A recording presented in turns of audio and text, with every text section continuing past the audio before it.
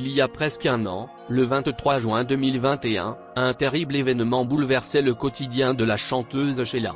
Son ex-mari, le producteur Yves Martin, rendait son dernier souffle à l'âge de 65 ans. C'est sur son compte Facebook que l'artiste avait choisi de partager sa peine auprès des membres de sa communauté. Dans une publication Instagram, Sheila avait tenu à honorer la mémoire de celui qui avait été l'homme de sa vie durant une dizaine d'années. C'est le cœur plein de chagrin que je vous écris. Yves nous a quittés ce week-end. Il est parti discrètement, comme il avait choisi de faire sa vie. En grand épicurien, son talent, sa musique, ses fous rires, ses excès ont animé plus de 25 ans de ma vie, a-t-elle déclaré avec émotion. Avant de poursuivre sur la carrière de l'homme qui chantait sous le pseudo Lionel Leroy, il me reste les magnifiques chansons qu'il a écrites, les spectacles que nous avons créés. Il est dans mon cœur. Laissons vivre sa musique, avait-elle rédigé, le cœur meurtri. Et en ce jeudi 21 juillet 2022, les yeux de Sheila sont une nouvelle fois emplis de larmes. Dans une publication Instagram, la mère de Ludovic Chancel a annoncé le décès de son amie, la chanteuse Bénédicte Lecroix.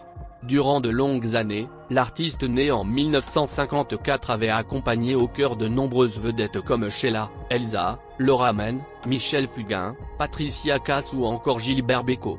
Bénédicte Lecroix avait aussi prêté sa voix à divers personnages de cinéma comme dans le film La Belle et la Bête en 1991.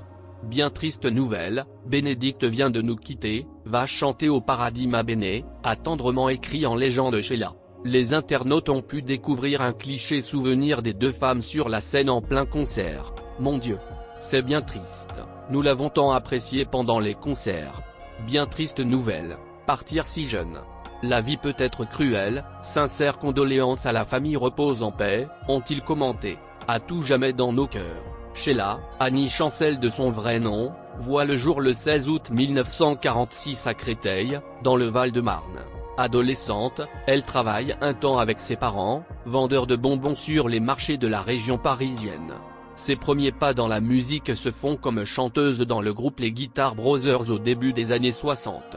C'est là que le producteur Claude Carrère la repère, et devient son agent. Annie devient alors Sheila et son premier album sort en 1962. Mais c'est avec le tube L'école est finie qui sort en 1963 que la chanteuse connaît le succès.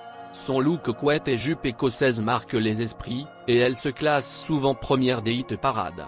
Les succès s'enchaînent tout au long des années 60, Vous les copains en 1964, Le folklore américain en 1965, Bang Bang en 1966, La famille et le kilt en 1967, ou encore Oncle Joe en 1969.